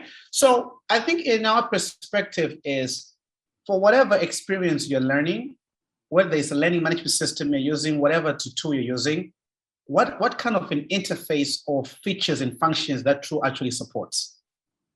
All right. So for us, we believe that not everybody wants to sit in a classroom for 8 hours and take a course. I'm sure you guys don't want me to lecture for the next 10 hours and giving you 20,000 slides. You will fall asleep, or you might not be paying attention. Most likely you go to Facebook or Twitter or just go to Instagram, right? So the engagement piece is, think about, for example, when you think about a perfect solution, you have virtual learning, you have self-paced learnings, you have blogs, you have forums, you also have chats, you also have voice prompts, you also have daily posts. We believe that different people have a different way of learning. And also, now we have a feature whereby in the world whereby people can learn via text message. A lot of people on WhatsApp, maybe every day you get a question in your department about how do you increase the morale of your employees, and you select a question and you answer, and it's already aggregated within the platform. So we believe that engagement comes in if the solution you're given is comprehensive. It allows people to share ideas and share information, right? And we don't believe that engagement only happens when you meet people in person. Yes, it's very important. Absolutely, right? A perfect solution is a combination of online learning and offline training, right? But at this point of injunction with COVID, there's no way to meet people in person. There's no way to touch your hand. So we believe that engagement whereby people feel lost or people feel isolated and people feel left out, online learning can also bridge that gap. I hope I managed to answer your question. Oh, thank you so much. And I have my opinion about the other benefits. May I? Yes, please. Okay, so in my opinion, we can save the earth because we need less paper. There's no paper needed. And then also we have like this kind of task, which is before the pandemic, you know that in Indonesia, we have to like do the task by paper and offline. So we cannot like all the things that we have to remember in our mind. And now the test is like more analytical and critical thinking. I think it's a good thing. Absolutely. Absolutely. Very good points. Very good points. I'm glad this online learning is in everybody's head, and you're all thinking about how can you efficiently learn and access information anywhere, anytime. Okay. So what do we do in respect to this? How are we helping communities? How are we helping companies to innovate? So at ProSpark, as I already gave you a definition, we're a learning platform to train, reskill, and upskill the workforce. It's that simple, right? We provide a learning management system, and we provide a content marketplace for people to log in at a company, and they can type whatever course they want to try, operations management, people management, leadership, and they can learn anywhere, anytime across Indonesia, okay? We believe that people should access information anywhere, anytime. Our product is available via web and also mobile application. So ProSpark is one among the vehicles in Indonesia that's helping to drive change and helping in this transition to online learning. We know that online learning is new to Indonesia. That is not a secret. Not everybody's comfortable doing it. So we are enabling that shift, specifically targeting the workforce, the enterprise space, the large companies, and the SMEs, okay? So I want to show you quickly a video of our approach and what we think about the workforce and skills transformation at ProSpark. This is just a small video, and we'll continue after that. So let me just play this video, and hopefully you can see it on your screens. Thank you. Okay, that was a small video on our approach in terms of workforce skills transformation here in Indonesia and across the board. Again, our mantra is we believe that people should be given the skills and should have the access to access whatever they need to access anywhere, anytime. Okay. So learning should be for everyone. I think there was a point that was mentioned by one of the participants about building an equitable workforce. It's very important. We cannot leave other people behind, right? So our product, we believe it's connecting both spectrums of Indonesia. We have Gojek merchants and drivers using our product. We have people at Bank Sampurna, bank tellers, bank officials using our product to train their employees. We also have people in the startup community at Kopi Kenangan coffee chain. They're using our product. And also we have people within the manufacturing space also using our product here in Indonesia. So we believe that the product, that's a perfect solution to help spread skills development, support the skills mobility, support a renewable talent workforce. We need to invest for people to access information quicker, access it anywhere, anytime, and that's going to help to drive the skills development for this country.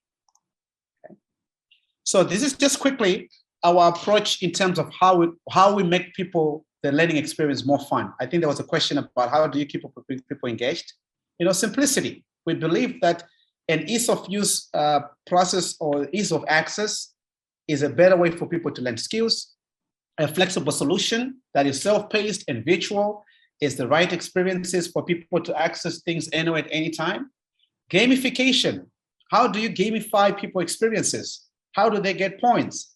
And data analytics, right? The future of improving our skills, improving workforce gaps is data. There's so much data in these companies, in this organization, in schools that can be used to improve how people do, right? So our product, typically at ProSpark, we're helping employee onboardings. We're helping to develop employees and improve companies' retention.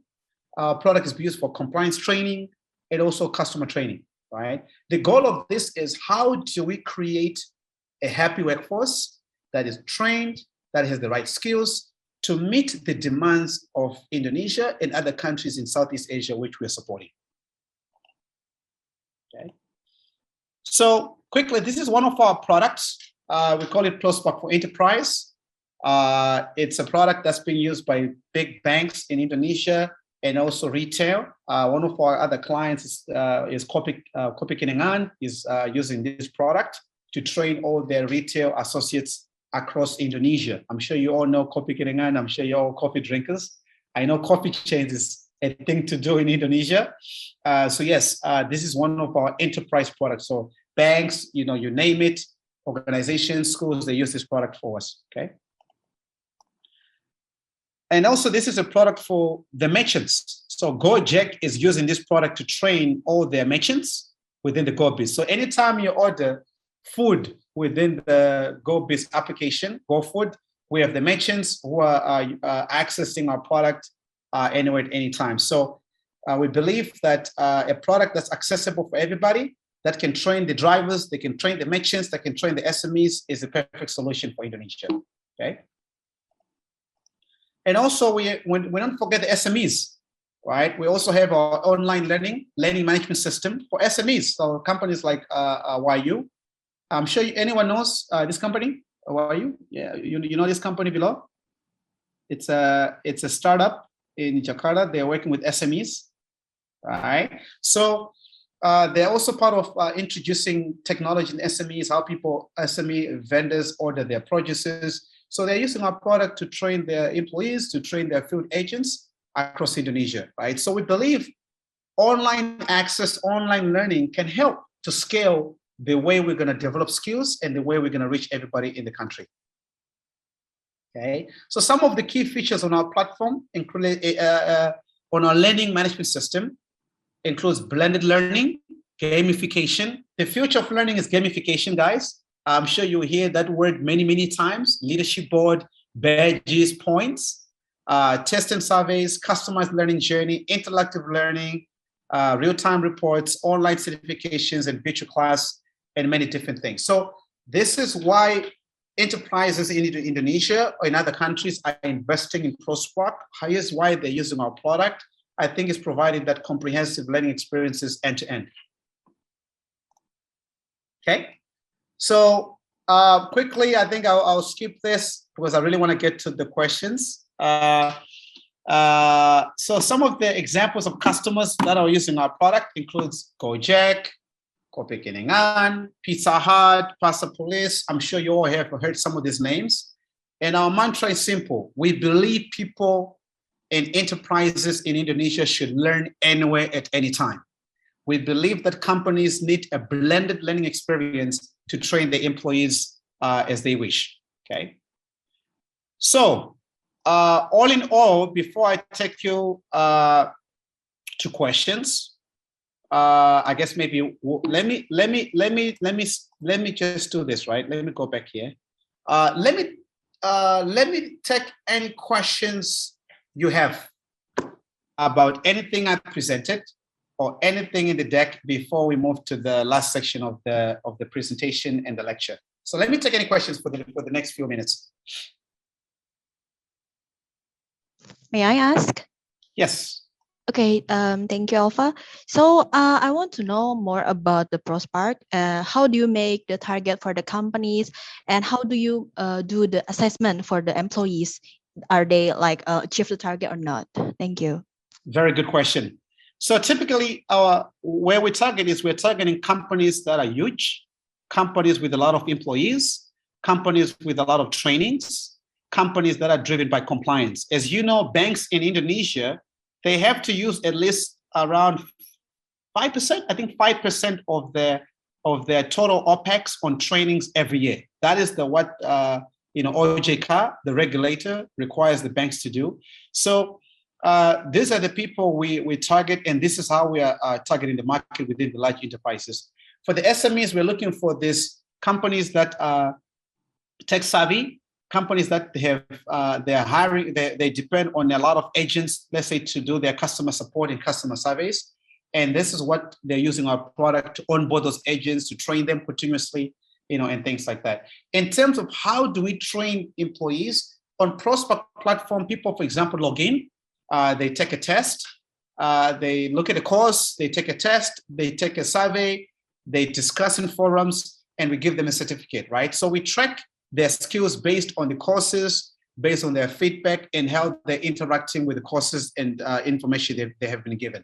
So that's how we measure progress, and that's how we measure success within the ProSpark platform. So we do a lot of competency gap analysis. We do a lot of AI, machine learning, adaptive learning. So we just don't give one size fits for all. If you take a course, we see where your gaps is. We recommend different courses.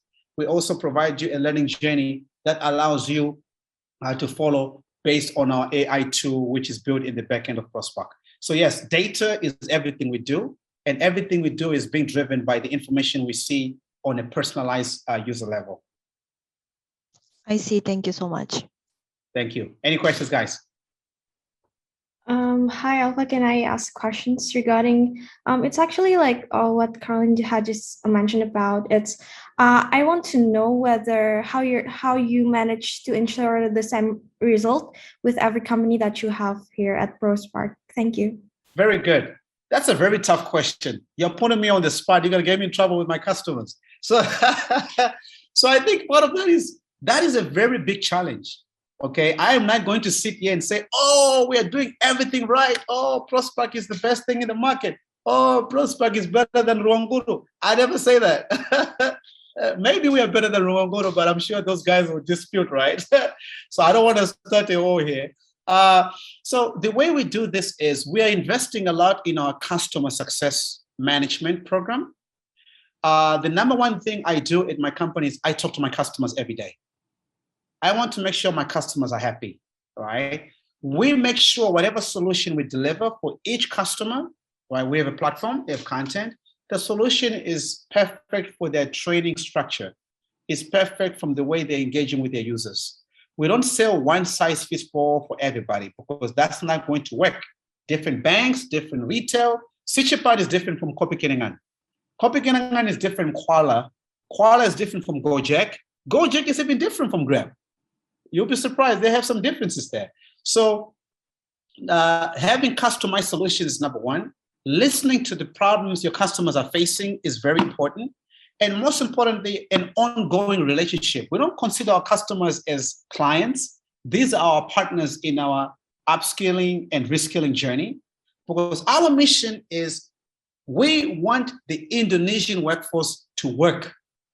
We want the Indonesian workforce to be upskilled and to be reskilled and to be competitive, not only in ASEAN, but globally. But to get there, we have to give them the tools and the benefits for them to be successful. So yes, we spend most of our time talking to our customers, getting feedback, the good and the bad, and refining that into a company to improve our product, our user experience, and most importantly, I like to keep my people closer to the customer. Okay, thank you for the answer. So maybe you have like a direct and also an indirect customer relationship management, right? Absolutely. That's an area which I am so focused on to invest in, because if you stay away from your clients and partners, you lose in the market, right? We need to listen. How are they thinking? What is their challenges? How are they developing? What's making them tick? How are we moving things forward? That's how we should be thinking in terms of how these people develop. So at the end of the day, that's the key, and that's the bread and butter that keeps things moving forward. Stay closer to your customers, understand what your employees thinking, where are their gaps, because if your customer is asking for a digital competency course like data science, and your employee who's selling that your services has no idea about data science, they're not going to buy from you. They're not going to use your product. So you need to make sure that people who are providing ProSpark services, they're comfortable to discuss and speak about your solution for the betterness of the company. Okay, thank you, Alfa, for the answer. Thank you. Any questions? Yes, sir. May I also ask something? Yes. I want to know, like, when you first built your company, how do you introduce it to the market, and how do you build people and customers trust? The first time I did this, it was not easy. I spent most of my time on a Gojek bike, going office to office in traffic, talking to people. I was just talking to HR people. I was talking to learning and development managers. I was talking to professors. I was talking to government officials. I wanted to learn first about how Indonesian market functions. What are the challenges in Indonesia in terms of learning? Why are companies in Indonesia, they spend majority or 90% of their budget on offline training?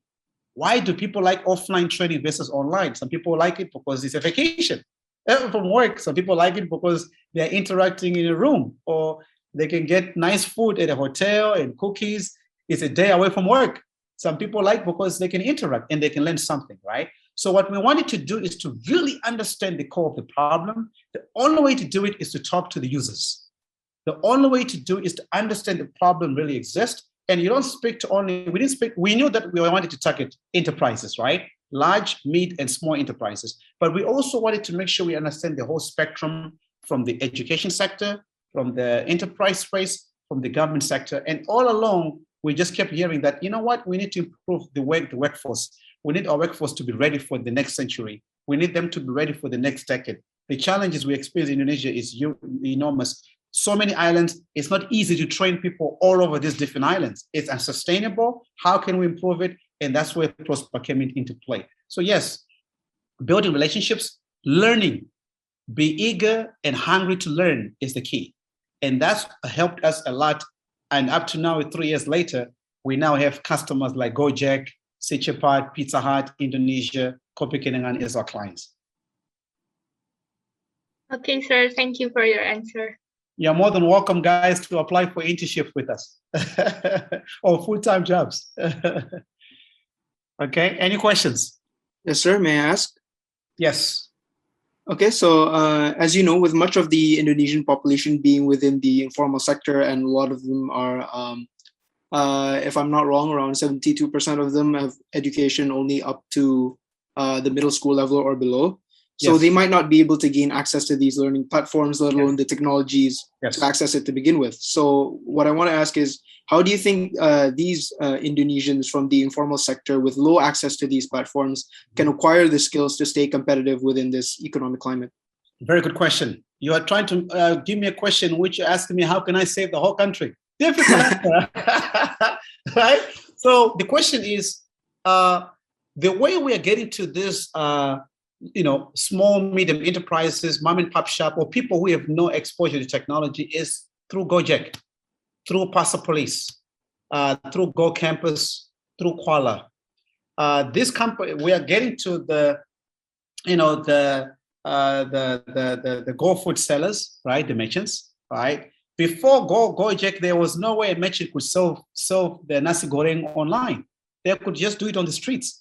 So we realized that it's impossible for us to go out there and train everybody randomly, because it's impossible. We don't have the skill. We're just a startup, right? We don't have $1 billion in our bank account to invest into this, right? So we realized that we need to partner, right? We need to partner with private sector. Gojek is a good example. ProSpark is embedded inside the GoBiz application. When you go to your Gojek application, we're embedded inside that app.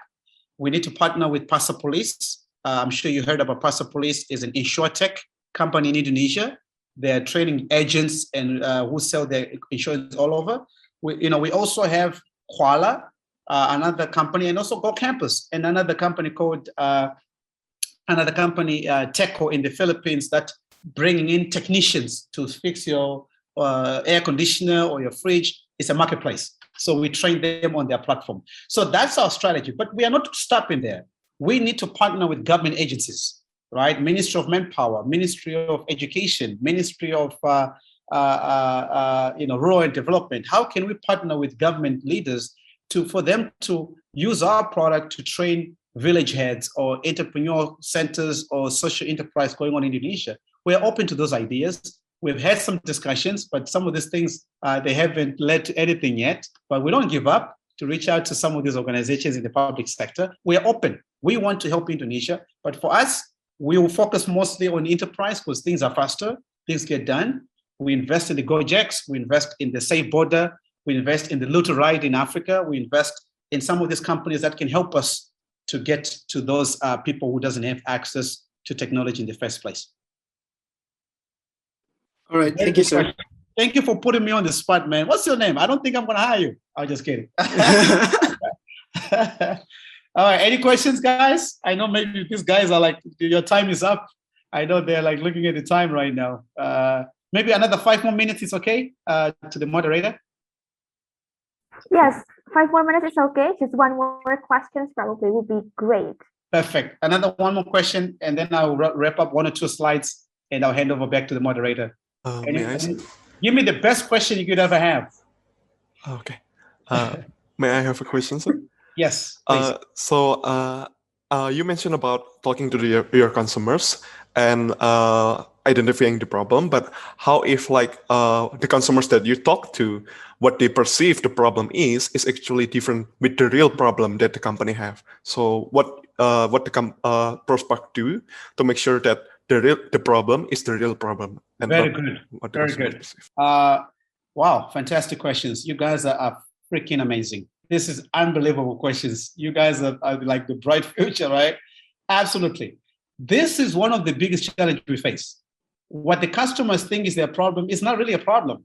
The problem that really exists is something they don't want to talk to you about. All right? So part of that is typically education. I think showing success stories, showing examples of how that problem has been solved is very important. I think the key is at the beginning is let the customer talk to you first. Let them explain to you how they think, and not you telling them what they should listen to, right? So I try to push my team to say the first 10 minutes, let the customer speak. Let them rant about what keeps them up at night, why they want to invest in this solution, why skills is a nightmare for them. Because every company in Indonesia, their biggest challenge right now is succession planning. Their biggest challenge right now is how do I keep these young people engaged? How can I improve my retention? That is the biggest challenge companies are facing right now. Skills, skills, skills. Young people, young people, young people. That is their nightmare, and they don't even know how. Right? So I think part of that is building a very close relationship with them, listening to the way they think is the key, but education and showing them some success stories that have worked in another industry, in another market, how that can translate this. This has worked in the United States anywhere. United States is a mature market for e-learning. England, Singapore, all those countries are mature in e-learning. E-learning is new to Indonesia. So we are seeing what happened in the US, and we believe that Indonesia will go there, right? Indonesia is where India was in 2016, where China was in 2010, right? So Indonesia will shift. Indonesia is changing. But part of that is also using good case studies and also listening to their problem and educating them, and show that you're a partner, not somebody telling them what the problem is because you just want to sell a solution. But it's all a partnership at the end of the day, especially in a market that's new to these solutions. You have to be patient, you have to educate, you have to listen, and you have to grow with the market. Okay, so thank you for the question. Let me wrap 1 or 2 slides, and then I'll hand over to the moderator. Nelson Mandela is my hero. Nelson Mandela is my role model. I'm sure you all heard about Nelson Mandela in your history courses or across the board. Nelson Mandela is one of the world icon and somebody who was big on education, right? So he's well known for one of his quotations that says, education is the most powerful weapon which you can use to change the world. The reason I'm in Indonesia today and doing business in 3 countries because of an education. I could have been in the United States, living comfortable there or whatever, but I'm a risk taker. I'm an entrepreneur and I'm an adventurer because of the education I've managed to get. So I encourage you all to continue to invest in yourself, continue to learn, continue to challenge yourself, continue to feel uncomfortable. Anytime you feel comfortable, something is wrong. Find things that makes you feel uncomfortable because that's how you learn, all right? Think about the skills you don't have. Think about skills you need to have. This is what makes learning fun and makes learning more productive. Of course, I admire this individual. That's why I'm a techie. It's at one of his final commencement speech at Stanford University, graduation. He's well known for saying blah, blah, blah, blah, and he say, okay, I leave your audience with this. Stay hungry and stay foolish. So to you all future leaders, remain hungry every day. Learn something different. Ask the tough questions. Challenge your professors, their thoughts. Challenge in each of your assumptions. Challenge your leaders. Challenge your government officials. Challenge us people in the startup community. And challenge yourself. Right? The moment you stop to challenge yourself and the desire for learning goes away, I believe is the day you stop to develop. Your skills are the future and the skills that will change the world, okay? So last but not least, this is my information. I'm happy to share. My email is there. The company website is there. If any of you have any questions about ProSpark, about what we do, how we're growing in Indonesia, what we're doing at Gojek, at Kopi Kenangan, at Bank Nagari, at government agencies, please don't hesitate to drop me an email or send a message on our website. I'm happy to speak to you personally because I like to invest in the young people. If you want an internship or whatever, just let me know. And I'm always available. So last but not least, I want to say thank you for this wonderful opportunity to present to you all. It's been a wonderful pleasure to spend this time in the CEO series and representing my organization of ProSpark in my beautiful country of the United States of America and my amazing state of New York, specifically to Brooklyn, and be able to speak to this wonderful, remarkable university in Indonesia on this incredible topic of workforce upskilling, reskilling, and skills we need to invest in. Thank you to the moderators. Thank you for the wonderful welcome, and thank you for the incredible questions. Indonesia bagus, and may God bless you, and may God bless you, the beautiful and wonderful Indonesia. Thank you. Well, thank you very much. That was really inspiring and very motivating. I'm sure that everybody here wants to, some of them probably wants also to follow up your footsteps and having their own, being the CEO of their own business and their own startups. Well, thank you so much for coming and inspiring all of us. Okay, Mr. Alpha, I hope that you don't mind that if everybody shoot you a message or email you and ask about everything that is being displayed or what is being presented today. Would it be okay? Absolutely. I'm available. I'm available anytime. If anybody has any questions, happy to share my insights and everything we're doing here at ProSpark. Happy to help in whatever shape and form, because you guys are the future. So use me. Don't underutilize me. Use me, and happy also to learn. So let's exchange ideas, because I believe you guys are the future. The questions in that room were not easy.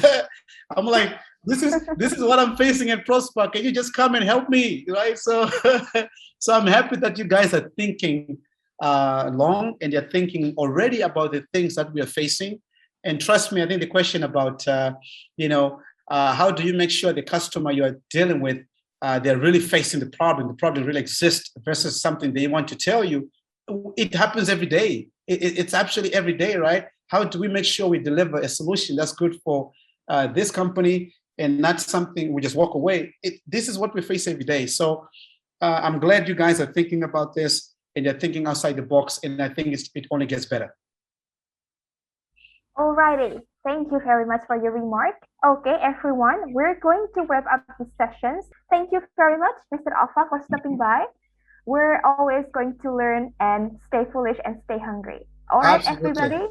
Good morning and stay healthy. Round of applause.